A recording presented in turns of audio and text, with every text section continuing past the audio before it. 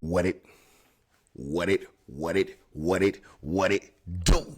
It's your boy ELOOO, and y'all already know how it go. We in the building with another episode of Sip This Coffee with your boy. We got some things to talk about. I'm gonna kick it off like this here.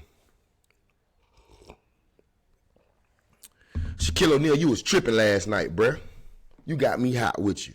Shaquille O'Neal, you was tripping last night. I'm watching the TV. I'm just trying to watch the NBA. I'm trying to see what's going on, you know what I'm saying? Steph Curry, Jimmy Butler. I decided to put some money on them last night, so I decided to watch the game. In the meantime, you know, Ernie, Kenny, Charles, Shaq, they get to talking about the Giannis situation.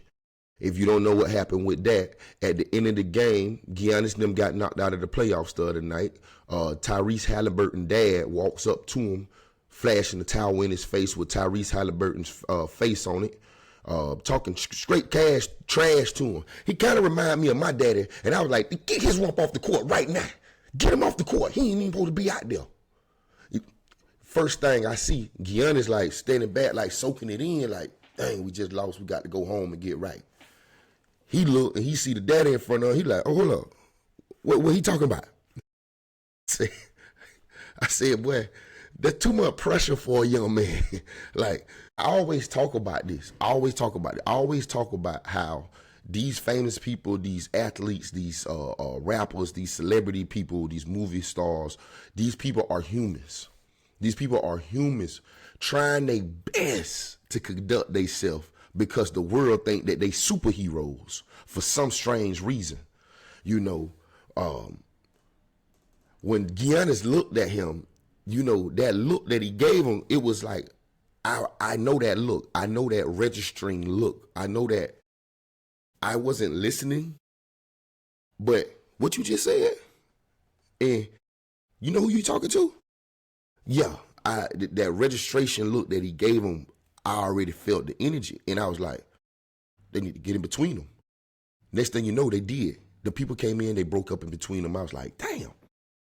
Like, that's crazy that his daddy was on the court at that moment. Then next thing you know, I see them push him away, and I see Giannis try to get back over there to him. I say, there go the inside feeling that Earl would have. There go that feeling of, I know you didn't just try me at the end. We just lost. I already got to soak this in that we got to go home. Yeah, that's what happened. And I said, why is this man trying this 6'7", 6'8" prime athlete in a moment like this? Guess what? There is no answer for that. So Shaq, for you to go on TV last night and say, oh, Giannis was wrong. Giannis ain't do nothing but respond in the situation. You said Giannis said something to this man first. The man was standing there silent when the man came waving the flag in his face. See, that's why it's bad to speak before you get full context on things. And that's what Shaq did last night. And then he got up there and he tried to argue with all three of them. He tried to argue with Ernie, Kenny, and Charles. Now, him and Charles arguing, that's normal. We all know that. They've been doing that since they ever met. So, but to see him arguing with all three of them and then try to make them right, talking about, oh, he always on the court. Hey, what Charles say, Giannis say he ain't gonna say nothing to nobody to make it, you know what I'm saying, make them kick him off the court. But who else daddy is on the court in the handshake? In the NBA game, who else daddy is shaking hands with the teams? Nobody's. Ever. It's just like, what's his name brought up? Kenny said this last night, went in the middle of the argument with Shaq. This is what Kenny said to him. Kenny said, do you not recall when LeBron James was like a rookie or his second year in the league and his mom got into it with a fan on the court and LeBron told his mama, you ain't got no business out here. Yeah. So how's we finna say something different now in 2025 to try to make up like Halliburton daddy was not, he wasn't wrong. He was completely wrong. Giannis did an awesome job of composing himself because had it been me, you know how we get to talking, let him would have tried me. Huh? That boy would have been picking up them dentures off the floor on everything. He would have been picking them dentures up off the floor because ain't no reason for you to be in my face. Then I'm trying to talk to you. You steady, rah, rah, rah, rah, rah. Man, the elbow, man, Giannis is a monster, man. First off, I hope y'all go watch the tape. I want y'all to see how 4-5 people try to pull Giannis back. He's not moving. The man like a tree trunk. He's still talking. He like, hold on, I'm trying to talk. It's 4 of them grabbing him right now. Most people get pulled off balance. Man, they had to power up and yoke Giannis away from that man. Had he turned into what you was trying to bring out of him, what you was just gonna do, sue him? You get what I'm saying? All this provoking, pointing fingers, pushing buttons, and all that type of stuff they got to cut out here, man. And Shaq, you the main person being the media that will say that an athlete or a celebrity is wrong for a response. But if I'm getting provoked, bro. I'm a human, man. I'm not trying to hear what you're saying, Shaq. I just seen you respond to the little internet boy throwing the little food at you at the fights. So yeah, man, these people humans, man. Cut that out, man. But I'm gonna tell y'all what we came here for today. We ain't come here for a long time. We came here for a good time this morning. So just ride with me, vibe with me. You see what I'm decked in today, huh? What you thought I was just coming and dressed like this, huh? You see, sit with me. I say sit with me, you heard me? We got the cane gear on for a reason. Let me ask you this. Let me ask y'all this right here. Just for the world. Hold on, before I move on, let me say this from the bottom of my heart for real to everybody who been really tuning in, watching the full episodes, to everybody who been catching the shorts and the clips on social media. Shout out to y'all for showing love, man, because I'm actually engaging in conversations in places that I didn't expect to engage in conversations about what I'm doing right here in my room, set up to talk to y'all. So y'all watching it, y'all seeing it. So shout out to y'all. Everybody who watching, continue to like, subscribe, and share it with people. You know what I'm saying? But like I said, we came here for something special today. Am I the only one who realized that Mario Cristobal is a genius? I'm gonna put it on the table. I'm saying it right now. Mario Cristobal is a genius, and you know, I've been saying this. Man, when y'all got hair, my hair will make me feel like something crawling on me, and I will have to get right real quick. You know what I'm saying? But check me out. Mario, I've been saying this for about the whole time he's been here, though. Mario Cristobal is a genius. He first came in, he was trying to flip the roster, and what did he do? He attacked the offensive line, the defensive line. After that, he came in and he brought in, after year one, you know, he was still trying to find his way, battling, trying to make things happen with the previous coach weapons. And so he was like, we gotta let these weapons go because they not really, you know, they duds. They not firing long range like we need to fire long range. You know what I'm saying? The bullets dropping before it hit its target. That's how that was going that year. Third year. But let me say this now. He's won 3 more games each year he's been the coach at the University of Miami. He's won 3 more games each year that he's been the coach at Miami. And he only lost 3 last year.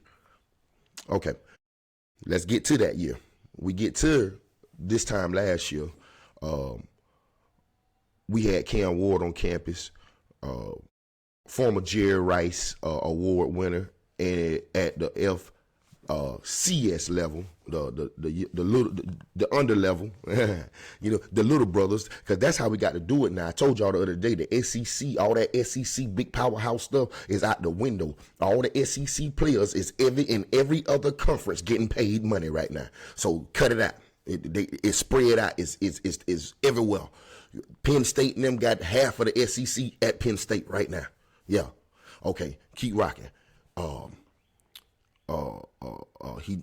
Mario came in, he built the line, built the offense, flipping the roster, got to this year, Cam Ward on campus, bam. He brung in his caliber player. He brung in his caliber players. Damon Martinez, Tyler Barron, Elijah Austin, in which I don't think Elijah Austin, De'Anni Hill, all of them was his players. They was the position coaches' players. Because remember, the defensive back brung in that trash from Marshall, And not Elijah Austin. I like Elijah Austin. We're going to speak on him in a minute. But De'Anthony Hill, I'm glad he is gone. And let me correct myself. I called that young man trash. I don't talk about college kids like that. My fault, De'Anthony Hill. You ain't trash. You need more time to develop, young man. And you're going to do that elsewhere. You done already picked a new school. That's awesome. I'm glad you ain't at ours. That's all I'm going to say. But check me out on this one.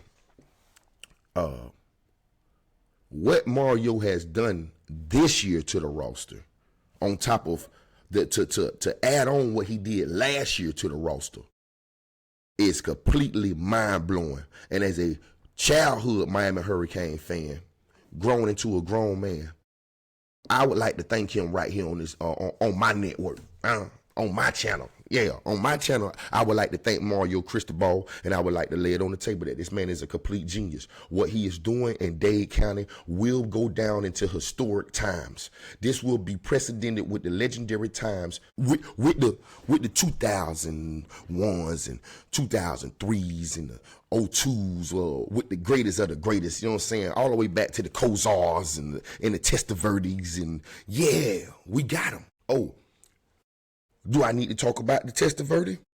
Do I need to tell y'all that we just had our first round pick, first pick since Testaverde the other day? It was a hell of a weekend if you're a Miami Hurricane fan. It was a hell of a weekend. Hey, hold on. I'm going to make Hurricane fans feel even better. Last year, Florida State paid DJU $900,000. 900 racks, 900 bands, huh? They paid DJU $900,000 last year. That boy came to the league. He might as well come sign up for barber school with me. They gave him a $3,000 signing bonus over there in San Diego. No, they LA. Y'all forgive me. I'm a little old school with it. You heard? I'm gonna forever keep calling Las Vegas Raiders Oakland Raiders, and I'm gonna forever keep calling the LA Chargers the San Diego Chargers. I like the LaDainian Tomlinson. What you talking? Yeah. But check me out. They gave him $3,000. Three bands. Excuse me. He made more money last year at Florida State, winning 2 games and not even playing the whole season, that he gonna make for the next 4 years in the NFL. That's if he can even pull out 4 years, because guess what? He wasn't drafted. He wasn't even drafted. And I don't even know if they would keep him as a roster filler. Now, hold on. Pump your brakes, Earl. Bring it back, ELOOO. Talk to him proper. Let's talk about it for real. He might just look like a stand-up ex-Heisman candidate over there with the Chargers. You know why? Because he ain't in Tallahassee no more. he ain't in Tallahassee no more up there with y'all coach Norvell. I guarantee you this year. Okay, I told y'all this last year. Act like you didn't want to listen to me. I'm going to say it again. By the time y'all play us, and after y'all play us, I guarantee you, y'all be calling for that boy fire.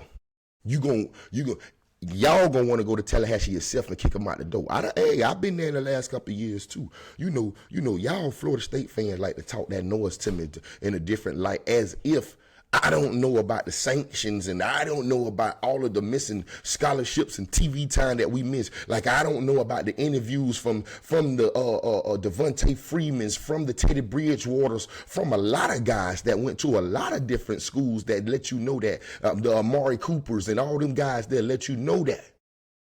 Had not the U been going through what the U was going through, I would have went to the U. These guys have publicly said this stuff on these type platforms. They're called podcasts. So don't act like I don't know the history, and don't act like I don't know when we not back, bitch, we better. I told y'all I'm coming out with the t-shirts. Hey, y'all let me know if you want the t-shirt. I get them things for you in process ASAP. Hey, we not back, bitch, we better. I ain't gonna put bitch. I'm gonna put bit. You know what I'm saying? So you can go in places and, you know what I'm saying, they can be like, them Hurricane fans, what they say, what the first game is, convents versus Catholics, but not no more. It's just football players versus Catholics, and we finna tear that ass up. Tear that ass up. Tear that ass up. Tear that ass up. You heard me? Yeah. Okay. Hey, let's get to it. I've been bull jiving. Let me get to it. I told y'all we weren't gonna be here long today, but let's go through this weekend with where the Hurricane players went and what came into the Hurricanes. Quick little rundown because guess what? Y'all don't even understand what's going on down there. Check me out though. First pick of the draft, we already know who that was. Cameron Ward. It was an emotional moment. I didn't actually drop a tear, and I'm gonna tell you why. Had I seen Cameron Ward crying in the green room before he walked up to go and get his jersey with Roger Goodell, I probably would have dropped a tear too. But guess what ESPN did? They made sure we couldn't get emotional with our team. So that's cool. Since y'all want us to keep the hard body, we're going to keep the hard body. And when we tell y'all ass up this year and come for that natty, I'm talking that big boy talk. Hey, look, I got a couple of y'all who I've been talking to all year, and I told y'all at the end of the transfer portal, you're going to hear a little something different from your boy, And here he is. Because guess what? We waiting on one more. And when he come through, expect me to be right here with you, okay? But let's go ahead and keep moving. Because after Cameron Ward came off the board, we had, I'm almost sure that was Elijah Arroyo. Yeah, Elijah Arroyo went second round to the Seahawks. So we had Cameron Ward to the Tennessee Titans first pick. We had Elijah Ward go to the Seahawks second pick. We had my boy, I was sitting back waiting on him. Did I think he was going to fall to the fifth round? No, but the way that the draft went this year, I can honestly say that a lot of talent fell. I know a lot of people was mad about one certain player, but there was a lot of talent that fell in the draft that, and I ain't putting Jalen Rivers on this, but Jalen Rivers went to the Bengals. That's what I'm talking about right now. I'm not putting Jalen Rivers on this because Jalen Rivers did miss majority of this season with an injury. I don't know if it was his knee or his shoulder, but I know he missed majority of our season this year with injury. So I understand, you know how the NFL is. It's like the young fella said the other day. He said when you get ready to go to college, colleges are looking for reasons to bring you in. When you go into the NFL teams are looking for reasons not to draft you. They're looking for almost the perfect person. So that's how that goes. So him falling to the fifth round, if you would have said that to me last year, I would have been like, nah, Jalen Rivers is second day guy for sure.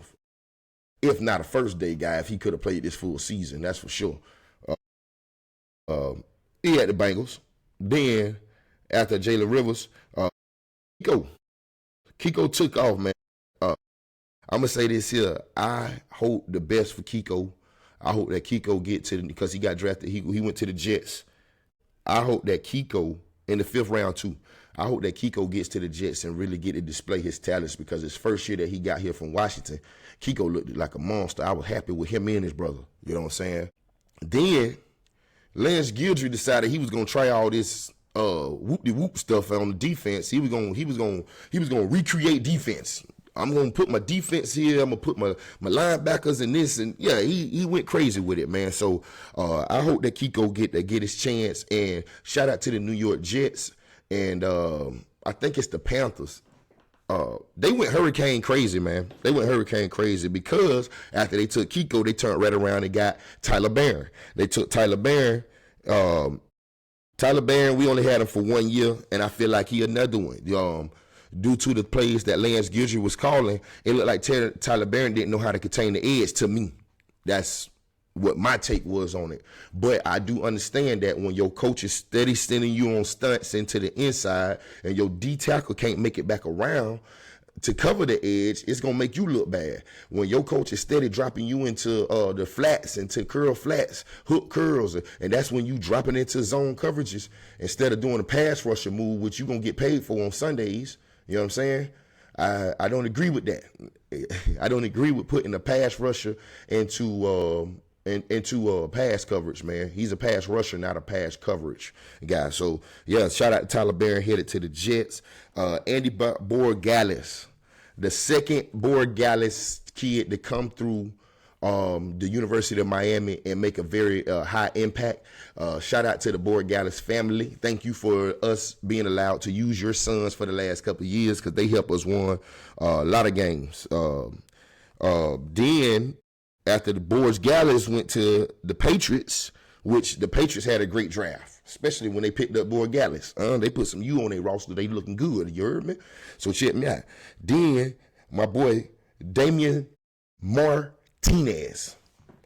I just said my boy, but I'm gonna tell y'all the truth. Let's really talk to it. This is one of the ones Mario brung in through the transfer portal this year for a 1-year show. And I can say I was on Sip This Coffee telling y'all for a couple weeks, put Mark Fletcher in the goddamn game, man. I ain't like this Damian Martinez thing. He was trying to find his way. But when that man got going, I seen why Mario made sure he came to the U.